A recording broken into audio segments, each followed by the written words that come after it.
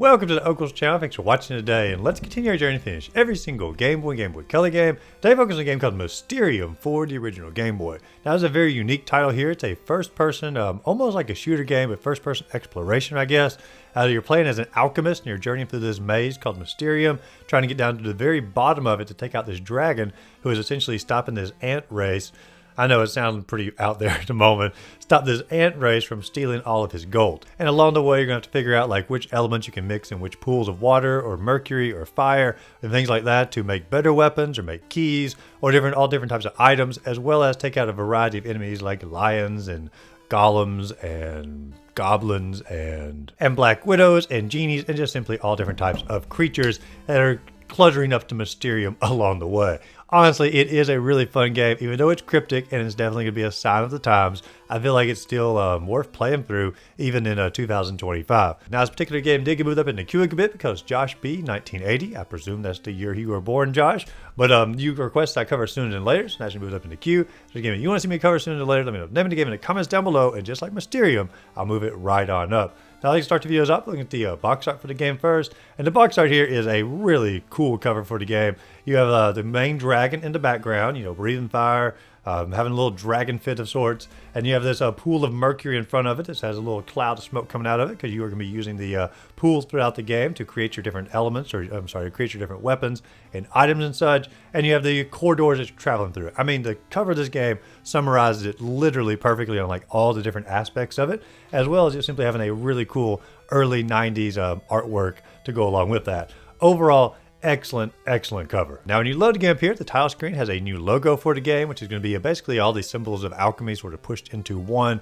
with the title right there in the center. And then we have our background story that starts up, and we get to meet this little ant creature. Her name is Morta. Now, essentially, there's an entire ant race here, and their name is, make sure I get it right, Arimasp, A-R-I-M-A-S-P-S. I've never heard that term before, but that is the overall colony here of these little ant creatures. And Morta is sort of our guide here. She's the caretaker of the maze known as Mysterium. And there's another Arimasp named Hemitrix, and together they have recruited you to basically journey through the maze here and use all the different pools of water and fire and mercury and acid they've put throughout, since you're an alchemist, to craft your weapons in order to travel all the way down to the bottom and defeat the mighty beast who has taken over the Mysterium maze. And I have to say, even though the overall story here is not like crazy creative or anything, I do enjoy like the little ant creatures. I know, they're just ants. I mean, we have ants, literally outside our house right here. But like, I enjoy like the idea of like sort of personifying this ant civilization and trying to find this gold underneath the soil and encountering giant dragons and whatnot. I mean,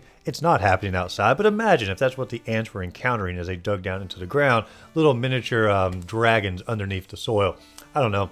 Probably digging too much into the it.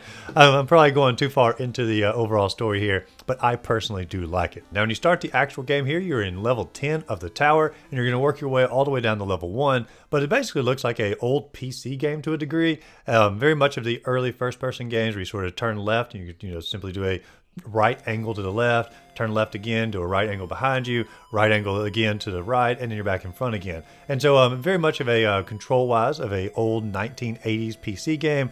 And you're going to see all these different items in front of you and whatnot. You're going to see like a torch in front of you, like a little lizard in front of you. Later, you're going to see like keys and like little plants in front of you. And all you have to do is simply walk over to them and you're on top of them. Press the select button, which brings up your menu, and you can pick up the items that are on the ground. And then you can, of course, use the items or pause the game or check your map and things like that from this select menu as well. But the scroll is going to tell you to take the elements that you find. You can drop them into the pits of fire or acid or water that you're going to find around, and it's going to react differently and give you different items. Now, the first scroll is going to tell you to put the iron inside the fire. It's going to give you a key, which is going to open up the very first door in front of you here. But as the game progresses, it's going to get very much convoluted or more cryptic for the clues here. And so it's going to be very straightforward at the start, but you are going to have to do a little bit of thinking unless you want to look up a guide toward the end of the game. Now, as you're traversing the corridors here, you're going to find all different types of items on the ground to heal yourself up, or different weapons that you can use, but you're also going to find these different enemies who are going to come and try to attack you. And the first floor here, or the 10th floor, the main enemy is going to be this little a winged snake that's going to try to attack you. And when you go into a combat mode here, like an enemy walks up to you, you press the B button, and now you're in the aim category. So when you press left and right on the D-pad now you just simply basically aim your crosshairs across it, and you're going to be able to basically attack the enemy with your little magic attack here. Throughout the game, you're going to get like swords and other wands and things like that, or bow and arrows, but at the start, you just simply have your regular old hand magic attack. And I know as I'm describing like the combat and the acquiring items and the traversing of the overall dungeon here, it's sounding very, what's the right word? Cumbersome or dated. However, like when you're playing the game, it does feel very tight. It feels very natural. And honestly, it just sort of takes you back to a simpler time in video games. And there's nothing wrong with the controls. Just get ready to be, I don't know, a little bit slower pace of life as you're journeying through this particular game. It does remind me a little bit of that game Faceball as far as like the overall view and whatnot. However, Faceball like really like overshot what it could do, and the game became sort of a sluggish mess, and you got really annoyed at it. Where this game here, like it knows its capabilities. It knows as far as like how much it can push, and it really just sort of stays within that limit. And I feel like they did a really good job as far as like I don't know, integrating you into a first-person wandering dungeon. And speaking of wandering, the map that I mentioned earlier is a huge help here because you can pull it up at any time. It's going to tell you where you've been in the level, as well as it's going to show where all the different like little canisters here. Good lord. Containers. Or canisters that are going to house things like water, fire, mercury, and all of your different elements. And so you can sort of know where you want to journey through in order to mix the elements or mix the items effectively here. Now, I mentioned earlier, if you put iron into fire, you are going to get a key out of it in order to access certain doors. And you're going to find some keys just throughout the environment as well. But if you do take some time to experiment a little bit with it, you are going to get some different upgrades as well. Like if you take the iron and put it into mercury, you get a ray sword, which is a much more powerful weapon than what you already have. Shoots out like a little beam out in front of you. And so it's worth like experimenting here. Sometimes you get like different potions and whatnot. However, when you do experiment, be prepared. Like occasionally, since you don't know what you're doing, especially at the start of the game, you're going to get like an enemy here from the mixture gone wrong. And of course, if you kill an enemy, you actually get like an extra item. So there is like some risk reward within that. But you only have 30 lives in the game, and then you have a game over. And seemingly, it's going to be a permadeath. We're going to get to that in a little bit because it's not technically. They built a reincarnation system into the game itself, which I think is pretty cool to sort of hide it in there like that. But once you've collected and crafted the correct keys, you can get through the right doors. You're going to find a little chute that you're going to go through in order to access the next level. However, before you go down the chute, there's a little crystal that you can pick up, and the crystal is going to give you a hint. And the one for this one says iron into darkness, and seemingly doesn't mean anything, but if you hold onto all the crystals or write down what it says, at the end of the game, you can sort of put all these together, and you're going to have that to basically craft the ultimate weapon at the close of the game. And so once again, if you don't want to keep up with all the clues and whatnot, look up a guide. It's going to make the game a heck of a lot easier for you, a lot less cryptic. But if you want like the, I don't know, the true experience of like the early 90s RPG like this, you know, figure the clues out for yourself as you go. But now you head on down the chute, and now you're on level number 9. And anytime you journey to a new level, Mort is going to make a reappearance and give you a little bit more like background on the story. And this time she's going to talk about how basically they journey through this entire tower here, the Mysterium, and they're trying to get down to the very bottom to find the gold at the bottom to bring it back up to the surface, to give it away and make the life better for pretty much everyone. However, in their particular journey through the maze here, they came across the dragon, and the dragon will not let them cross any further, will not let them take any more of the gold, and so therefore the dragon needs to be defeated in order to continue their gold extraction to help out the entire population. And she does give you like a little glimpse into her crystal ball here, which allows you to see the dragon, a little bit of a preview of what you're going to get to fight later on in the game. So a nice little mix up in the gameplay. And as far as journeying into level number 9 here, it's going to have pretty much the same overall aesthetics. You're not going to change like the walls or the floor or the ceiling, but the enemies are going to mix up a little bit. The snakes are going to be back again. However, this time around, you also have the addition of like these long arms looking goblin creatures who are going to come and try to attack you. Tin is the main element in this area, and if you put tin into mercury, you're going to get a blue key, and that's the main element that you're going to need for mixture-wise. But you can also put tin into water and get honey, which is going to give you a little bit of a healing factor. Put the honey into a fire to get a glass key, or you can put the tin into a flame if you want to upgrade and get arrows instead of using the sword. However, I personally think the sword is a little bit better of a weapon at this particular moment. But once you finished up level number 9, you drop down to level number 8. Mort is going to reappear again. She's going to talk about how there's another hero that came before me. His name was Kedmia, and Kedmia just sort of disappeared one day when he was trying to take out the dragon, most likely taken prisoner, which we're going to find out for sure later on. He did leave behind a scroll, which is going to give us like an idea of like how to turn healing items from weapons that we don't use anymore. But most of the time, you're not going to last long enough to like have multiple weapons to swap it over. Your better bet is going to be simply to find the healing items on the ground. Now, as far as enemies on this floor, you now have these little lions that come up and try to sort of bat at you, but they're shooting like energy balls out at you at the same time as they're batting away. They do call the lions green lions, but I mean, they look just like regular lions. I don't know why they had to specify like they are green lions, because they definitely don't look like they are green. Maybe they're envious of you journeying through here trying to take out the dragon. Like they want to take out the dragon, and they're green with envy that you're the hero of the story when they should have been the hero.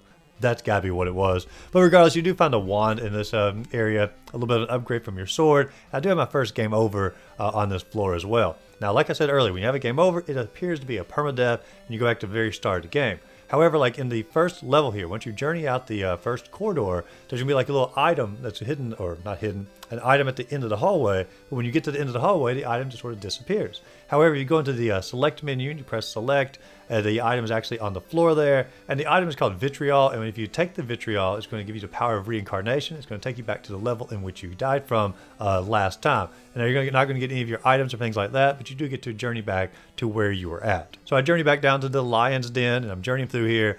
Copper is our core element. If you put it into acid, you get a red key, and that's going to be the main key you need to advance through this particular floor. Level number 7, Mort is going to tell us that we are basically the best choice for the job, which is sort of ironic because they did choose Cadmia before me, and he was the best choice until he didn't do it, and now I'm the best choice. I think Mort is sort of hyped me up here. I feel like I am definitely second choice, who just simply happens to be better than Cadmia. Sulfur is going to be your main item here. You put it in the fire. You get a stone key out of that. The newest enemy on this floor is going to be these giant black widows. Pretty cool animation as they're sort of coming down from their webs and swinging back and forth into corridors. I do like those enemies. Now, level number 6, Morta does tell us that the enemies throughout the maze here are a result of stealing the gold, which does make you start to wonder, are we actually the good guys if we're taking the gold? We're causing this huge uproar of the dragon. These enemies are coming out to try to stop us from stealing the gold. They are technically stealing the gold. And like, what good is it really going to do if they bring it to the surface? Because gold is not a, I don't know, it's not a thing you actually need. Like, you're not going to die if you don't have gold. You can't eat gold. You can't drink gold. Gold does really nothing for you except provide money. So like, I don't know, maybe we're not the heroes in the story. Maybe Morta is actually a very evil little ant here. But anyway, the enemies in the this level, you're going to have the Phoenix Birds trying to attack you. And if you put the salt into acid, you can get the white key as well. Now, level number 5, Morta is going to tell us about the golden wand that might actually defeat the dragon and release the prisoners, such as Cadmia. And we also get our new element, the antimony, which you can put into acid, and you're going to get a gray key. If you put the gray key into water, you're going to get glass. And once again, all of these like clues are hidden throughout the scrolls, or some of them on the crystals, or through Morta herself. And so you are advised to like read everything that you're going to get inside the game. As far as like new enemies in level 5, we get the genie, who is very, very angry looking here, which once again leads to the idea that maybe we're on the wrong side stealing the gold here. Now, level number 4, Mort is going to tell us that the dragon is getting more angry as we're getting closer, and that the dragon doesn't care for mankind. Once again, as far as the gimmick here, it's not going to be necessarily like a bunch of keys you're going to have to find. The gimmick is like tiles. If you get on a tile, sometimes it like flips you around a little bit or disorients you. But if you go to your map feature, you can see like which direction you're facing and just sort of basically reorient yourself inside the maze. You're going to know it every time you step on one of these tiles, because you're going to be like facing one direction and you just take a step forward and then you're like looking at a wall. And you're like, okay, something's wrong here. Go to the map. It'll fix it very easily that way. There are stone golems who are wandering or meandering the corridors here. Now, if you drop down one more floor, you're now in level number 3, and the dragon supposedly sees me coming in his own crystal ball. Everybody's got their crystal ball inside of this game, and Morta tells us that we need to get to the dragon's lab in order to craft this golden wand in order to take him out.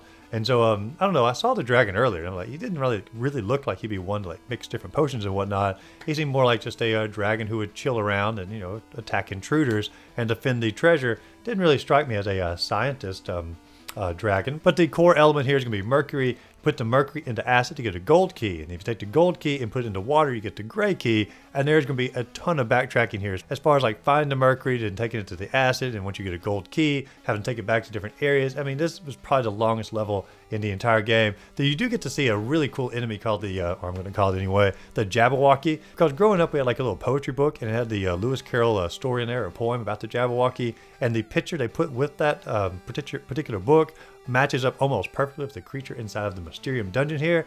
It's got to be sort of an allusion to it. I'll put, if I can find it anyway, a picture of the Jabberwocky from my childhood book here. I think they're pretty similar, and I was happy to see that here. Now, if you drop down another floor, you're now in level 2. There's no keys on this floor at all. You just have to watch out for the particular tiles. They're going to try to turn you in different directions.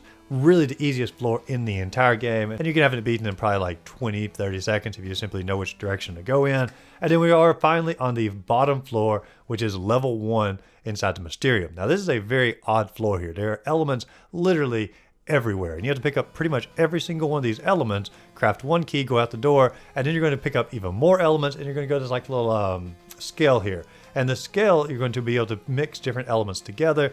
And if you kept all of your crystals, or at least wrote it down, and if you also looked at your scrolls, you're going to get an idea of like which elements mix together, or you can decipher some of the clues to figure it out. Or once again, look at a guide online if you want to make it the easiest as possible. But you're going to mix like 20 different things together before you finally come across here and get what you want. You're going to get a dragon key, a BR wand, as well as a shield. And after you've done this, you're going to find the ant Kenmia. He's sort of chained to the wall here as a prisoner. A few more ants as well. And basically from here, you can journey on through. You find another set of scales, some more elements. You craft some of the things that you've already crafted into other things according to these scrolls. And you're eventually going to come out here and you're going to get the golden wand. Now, this is going to be a lot of crafting. It's going to get tedious, and you are going to want to make sure you have the stuff written down or looking online in order to get this wand done effectively, because you cannot keep the crystals and the scrolls in your inventory at the same time as the elements if you want to basically make it as quick as possible here. But now that you have the golden wand, you can finally journey off into the dragon's actual temple. It's going to change views for the first time in the game, and you have to fight against the dragon himself. Now, he basically sort of jumps forward, shoots some fire out, jumps back, jumps forward, shoots some fire out. You just simply wait for 4 turns to go through. He goes back, he's going to wait a second, you just rush up there, slice him about 3 or 4 times with the sword, or I guess golden wand here, and you take him out, and the dragon is defeated. That was the final boss of the entire game. Now, once you've defeated him, you'd think that the game was over, but it's not. It tells you now to take the golden wand and free the prisoners, as well as Kenmia. You go over there, you free them. They're very thankful for it. The little ants are doing like a little praying to you, or are they praying to Morda, or are they praying to the ant god of the sky? Who knows? Maybe we need some more lore on the ant deities here. But regardless, they're praying. And then the really odd part here is like the game still doesn't end. And you have to go to one particular square in the northeastern corner and face south. If you face north, it won't work. And you face south and use the golden wand there, then the game will come to an end, and it says you have risen to the Grand Master Alchemist, and you have saved the day, and the Arimasp, once again, I'm butchering the pronunciation probably, can continue their work, and it says you have won. And there are no credits to roll after it says you have won, but the credits, if you do want them to roll, if you just simply have a game over in the game, the credits will roll after a game over, but they will not roll when you've actually won the game. But that is the official ending of Mysterium. Now let's talk about the game as an overall. Now, this is a very cryptic game unless you figure out all the clues and really like read in depth to them and keep like a notebook of everything that you've collected and what all the scrolls and what all the crystals say. But even then, like some of that is still going to be a little bit on the cryptic side, but at the same time, the internet is available and you can find a really good guide. There's several of them out there as far as like which elements to mix and which one you're going to use to get different keys and different weapons, and the final dragon key at the end and the golden wand, all of that. Very easy to come by. But as far as like just the game that you're going to explore here, like I said earlier, it's a very slow-paced game, but it's very deliberate in every one of its controls. It's very deliberate in how the fighting is done. It's very deliberate in how the mixing is done. And it's very creative as well as far as like giving you freedom to mix pretty much any different elements that you want together and sort of see what comes out of that. And so, I don't know, I enjoyed the freedom. I enjoyed the gameplay. I enjoyed the look of the game. I enjoyed the lore of the ants here. I will say, like, I guess if you want to take a back step on it, one thing I didn't like about the game is the torch system. And the torch does sort of fade out as you're going through here, and the screen gets lighter throughout. You have to find more torches to basically light the dungeon again. That felt a little bit on the unnecessary side. Also, some of the items didn't really come in that handy as far as like the lizard and whatnot. But I have to say, like, there are a lot of really cool things in this game, and I feel like if you enjoy sort of a slower paced puzzle game, you're probably gonna have a pretty good time with this one. And even if you simply want to go through it fairly quickly with like a guide or something, it's still sort of fun, just sort of like see what the game has to offer as you're going, and just sort of journey through a pretty good looking game on the Game Boy, especially for the early 90s. The soundtrack itself is not much to write home about. You can't really, you're probably going to turn the volume off as you're journeying through it. But outside that, I feel like this game has aged a lot better than it may appear on the surface when you first load it up. And so I'm going to give this game on a scale of 1 to 10. We're going to go with a 7 out of 10. I had a good time with it. I like it overall. But what do you all think? Did you enjoy Mysterium? Let me know in the comments down below. And just like always, if you enjoyed the video, be sure to like and subscribe to the channel. Check out my other videos and stuff above, and go out there, find a great game to play. Simply have a great rest of the day.